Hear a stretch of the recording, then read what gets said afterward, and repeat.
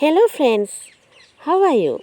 ඉතින් ටික කාලයකට පස්සේ යුකි ආයෙත් ආවා. අපි මේ දවස්වල කතා කරගෙන ඉන්නේ simple present tense එක. ඉතින් මේ simple present tense එක මතක තියෙන විදිහට අද ඔයාලට අලුත් වීඩියෝ එකක් අරන් ආවා.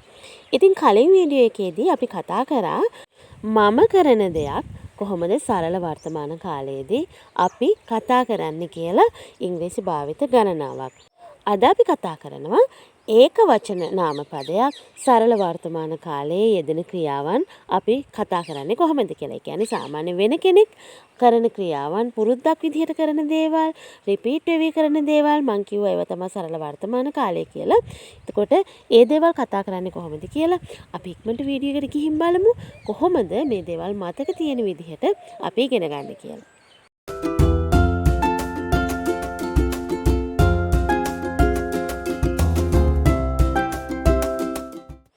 බලන්නකෝ මේ වාක්‍ය ඛණ්ඩ.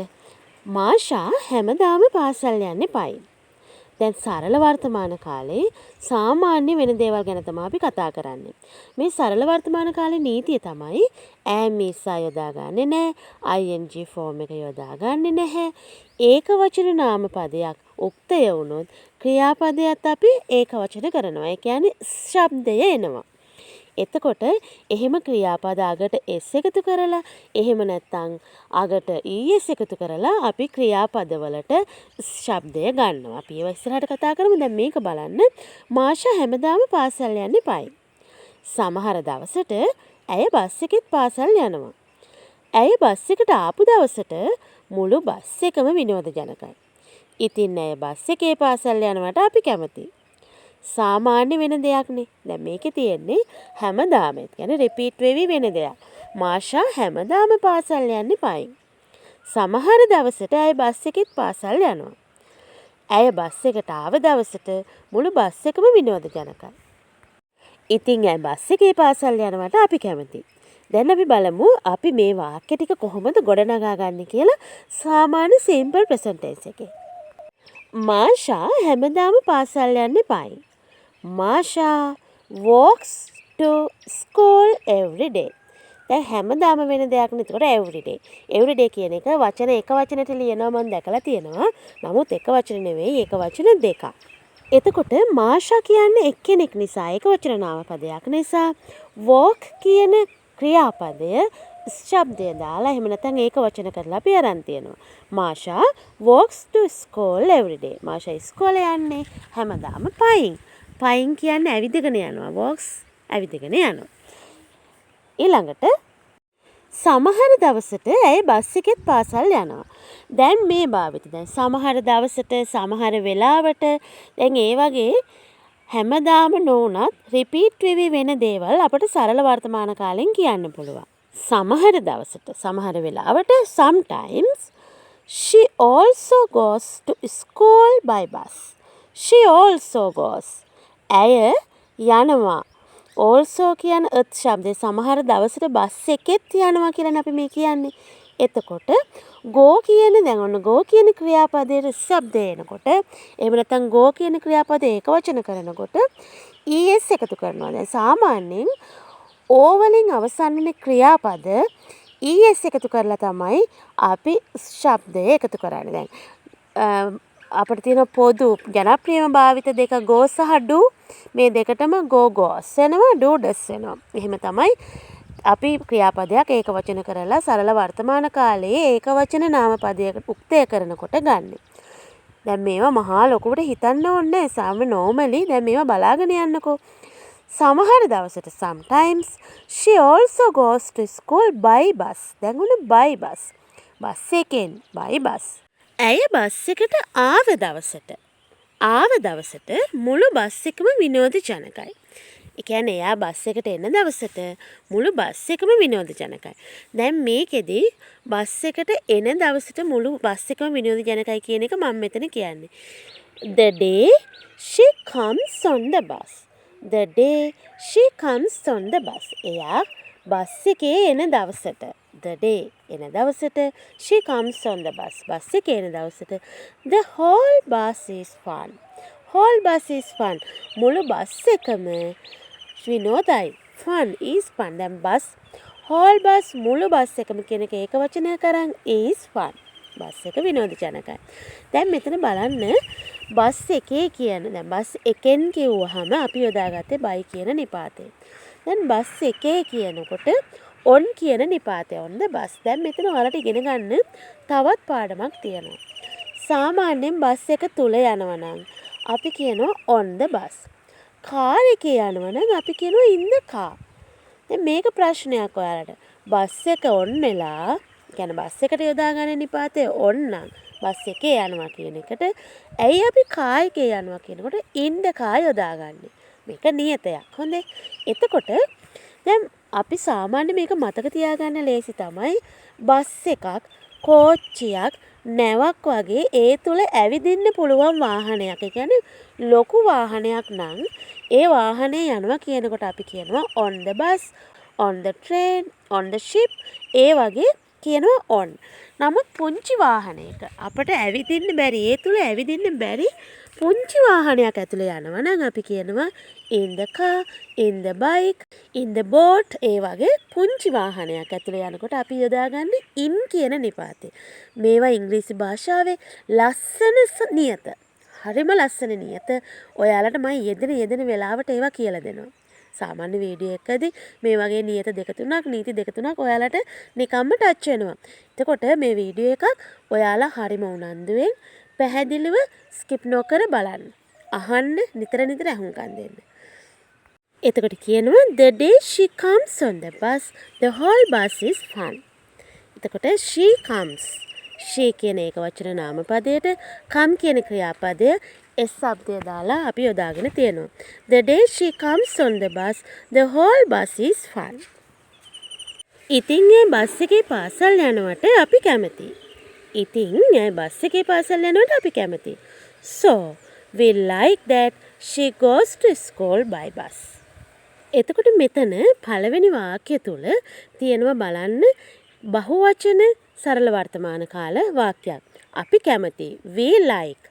බහුවචන වුණාම we අපි වුණාම ක්‍රියාපදේ ඒකවචන කරන්නේ නැහැ. එතකොට we like අපි කැමති that. මොකටද? she goes to school. ඇය පාසල් යනවට by bus. බස් එකේ පාසල් යනවට අපි කැමති. දැන් එහෙම කැමතිනේ අපි විනෝදජනක කෙනෙක් ෆන් කෙනෙක් අපිත් එක්ක ඉන්නවට අපිත් එක්ක යනවට අපි කැමතිනේ. එතකොට මෙතන කියනවා so we like that she goes to school by bus. දැන් අපි තවත් මේ වගේ වාක්‍ය ඛණ්ඩයක් සලකා බලමු සරල වර්තමාන කාලේ. අම්මා සමහර දවසට රෑ කෑමට ඉන්දියාප්ප හදනවා. මල්ලි ඉන්දියාප්ප කන්න කැමති නැහැ. ඉතින් අම්මා මල්ලිට කන්න රොටි හදනවා. ඒත් ඒකට මං කැමති නැහැ. මල්ලි දැනගන්න ඕනේ අම්මට කරදර නොකර ඉන්න. දැන් මේකත් සාමාන්‍යයෙන් සිද්ධ වෙන ක්‍රියාවක්නේ. සමහර දවසට වුණත් ඒක පුරුද්දක් විදිහට වෙන දෙයක්. අම්මා සමහර දවසට රෑ කෑමට ඉන්දියාප්ප හදනවා. මල්ලි ඉන්දියාප්ප කන්න කැමති නැහැ. ඉතින් අම්මා මල්ලිට කන්න රොටි හදනවා. ඒත් ඒකට මං කැමති නැහැ. මල්ලි දැනගන්න ඕනේ අම්මට කරදර නොකර ඉන්න. දැන් ඔන්න අම්මා කරදර වෙනවට අකමැති අක්කෙක් හරි අයියෙක් හරි කියන වාක්‍යයක් නෙමේ වාක්‍ය ඛණ්ඩයක්. අපි බලමු දැන් මේක අපි කොහොමද අපට ඕනි විදිහට සරල වර්තමාන කාලෙන් කියන්නේ කියලා. අම්මා සමහර දවසට රෑ කෑමට ඉන්දියාප්ප හදනවා. එතකොට අම්මා sometimes makes string hoppers for dinner. දැන් අම්මා කියන්නේ ඒක වචනයක් නිසා මේ හදනවා කියන ක්‍රියාපදයට අපි s શબ્දයෙන් ගන්නවා. එතකොට අම්මා sometimes makes string hoppers for dinner. අම්මා සමහර දවසට රෑට ඉන්දියාප්ප හදනවා. ඩිනර් එකට ඉන්දියාප්ප හදනවා. string hoppers ඉන්දියාප්ප. දැන් එතකොට මෙතන string hoppers කියන එකේ s අකුර කැපිටල් කරේ මේක කෑමක නමක් හැබැයි පොදු නැති. කියන්නේ සාමාන්‍යයෙන් මේක ලංකාවේ විතරක් භාවිතා වෙන හින්දා මේක සාමාන්‍ය සිම්පල් අකුරෙන් අපි පටන් ගන්නෙ නැහැ. පොදු නැති. දැන් මේක අපි නමක් විදිහට ගන්නවා. සාමාන්‍යයෙන් රොටි වගේ අපි කියද්දී ඒක පොදු කෑමක් ඉන්දියාවෙත් භාවිතා කරනවා. එතකොට R එක අපි සිම්පල් වලින් දාන්නේ. බලමුකෝ අපි ඉස්සරහට. මල්ලි ඉන්දියාප්ප කන්න කැමති නෑ. මල්ලි does not like to eat string hoppers. does not. දැන් මේකේ නැත යන අර්ථයනේ සරල වර්තමාන කාලේ නැහැ කියන අර්ථය දෙන්න තමයි මේ වාක්‍ය ගත්තේ. එතකොට කැමති නැහැ. does not like. මල්ලි ඒක වචන නිසා does උනා. දැන් අපි හිතමුකෝ මේක බහුවචන නාම පදයක් වුණා නම් do not like. දැන් ඒක නිසා මල්ලි does not like to eat string hoppers. මල්ලි ඉන්දියාප්ප කන්න කැමති නැහැ. දැන් මේ වගේ කොතනකවත් අපි am ඉස්සා යොදාගන්නේ නැහැ. a be verb යොදාගන්නේ නැහැ. සාමාන්‍ය වර්තමාන කාලේ අපි කියන දේවල්. මේක අපේ ටෙන්සස් වල සරලම භාවිතය. එතකොට මල්ලි ඉන්දියාප්ප කන්න කැමති නැහැ. මල්ලි does not like to eat string hoppers. ඊළඟට ඉතින් අම්මා මල්ලිට කන්න රොටි හදනවා. So amma makes roti for Malli to eat. දැන් එතකොට අම්මා කියන ඒක වචන නාම පදයට make කියන ක්‍රියාපදය s શબ્දය දාලා makes කරගත්තා අපි. අම්මා makes roti for Malli to eat. අම්මා මල්ලිට කන්න රොටි හදනවා. දැන් මම ඉස්සෙල්ලා කියපු භාවිතය මෙතන තියෙනවා රොටි කියනකොට අපි r එක සිම්පල් වලින් යොදන්නේ. ඒක සාමාන්‍ය භාවිතයක් නිසා. එතකොට so අම්මා ඉතින් අම්මා makes roti for Malli to eat. මල්ලිට කන්න රොටි හදනවා. ඒත් මං ඒකට කැමති නැහැ. ඔන්න දැන් මෙතන නැත යන අර්ථය. ඒත් මං ඒකට කැමති නෑ. But I do not like it. I don't like it. But I do not like it. එතකොට සාමාන්‍යයෙන් ඉංග්‍රීසියේදී මම කියන්නේ බහුවචන නාම පදයක් විදිහටනේ ගණන් ගන්නේ. අන්න ඒක නිසා මෙතන අපි like කියන ක්‍රියාපදයට s શબ્දය එකතු කරේ නැහැ. එතකොට but I do not like it. මම ඒකට කැමති නැහැ. දැන් අම්මා මල්ලි වෙනුවෙන් නැවත වතාවක් වෙහෙසෙනවට මේ කියන කෙනා කැමති නැහැ. අපි බලමු ඉස්සරහට. මල්ලි දැනගන්න ඕනේ අම්මට කරදර නොකර ඉන්න. දැන් මෙතන තව ලස්සන භාවිතයක් තියෙනවා. දැන් බලන්න මල්ලි should know not to bother to amma. not to bother to amma. මල්ලි දැනගන්න ඕනේ අම්මට කරදර නොකර ඉන්න. bother මෙතන හොඳට බලන්න brother නෙවෙයි bother කරදර නොකර ඉන්න. එතකොට මෙතන should කියන භාවිතය මල්ලි should know මල්ලි දැනගත යුතුමයි. අවධාරණය කරනවා. අපි මල්ලි දැනගන්න ඕනේ අම්මට කරදර නොකර ඉන්න. හොඳයි අපි බලමු තවත් ඉස්සරහට තවත් වාක්‍ය කීපයක් සලකා බලමු. මගේ අයියා නිතරම ජිම් යනවා. ඒත් එයා කෑම පාලනය කරන්නේ නැහැ. ඉතින් එයාගේ බර අඩු වෙන්නේ නැහැ. අයියලා නිතරම ජිම් යනවනේ. කෑම පාලනය නොකර මේ බලන්න මේත් ඒ වගේ අයියෙක්. මගේ අයියා නිතරම ජිම් යනවා. ඒත් එයා කෑම පාලනය කරන්නේ නැහැ. ඉතින් එයාගේ බර අඩු වෙන්නේ නැහැ. අපි බලමු මගේ අයියා නිතරම ජිම් යනවා. My brother always goes to the gym. My brother නිතරම always goes. දැන් මෙතන go කියන ක්‍රියාපදය s શબ્දය අපි එකතු කරගත්තා. es එකතු කරලා goes to the gym. කලින් වීඩියෝ එකේ කියන්නේ simple present tense එකේ පළවෙනි එපිසෝඩ් එකේ අපි කතා කරා always, rarely, sometimes, actually වගේ භාවිත. මේකත් ඒ වගේ my brother always goes to the gym. ඊළඟට කියනවා ඒත් එයා කෑම පාලනය කරන්නේ නැහැ. but he does not control the food. එයා කෑම පාලනය කරන්නේ නැහැ. නැති අනාර්ථය simple present tense එකේ but he does not control the food. එයා කෑම පාලනය කරන්නේ නැහැ. control කරන්නේ නැහැ. he does not control the food. එයා කෑම පාලනය කරන්නේ නැහැ. ඉතින් එයාගේ බර අඩු වෙන්නේ නැහැ. so he does not lose weight. he does not lose weight. ඉතින් එයාගේ බර අඩු වෙන්නේ නැහැ. දැන් මෙතන does not නැත යන අර්ථය. ඉතින් මං හිතනවා ඔයාලට සාමාන්‍ය සරල වර්තමාන කාලයේ ඒකවචන වාක්‍ය ගොඩනගා ගන්න විදිය හොඳට තේරෙන්න ඇති කියලා. මොනවම හරි ගැටලුවක් තියෙනවා නම් ඒක පල්ලෙහෙන් කමෙන්ට් කරන්න. අපි බලමු තවත් වීඩියෝ දෙකකින් විතර මේක මේ විදිහට කතා කරන්න.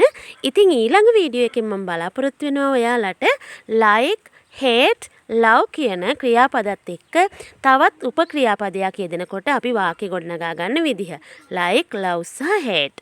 ඉතින් ඒ වීඩියෝ එකෙන් ඉක්මනට හමු වෙන්නම්. යුකීගේ අද වීඩියෝ එක ගැන ඔයාලගේ අදහස් කමෙන්ට් කරන්න. ඒ වගේම like කරන්න, share කරන්න. Don't forget to subscribe dear. Okay, bye bye.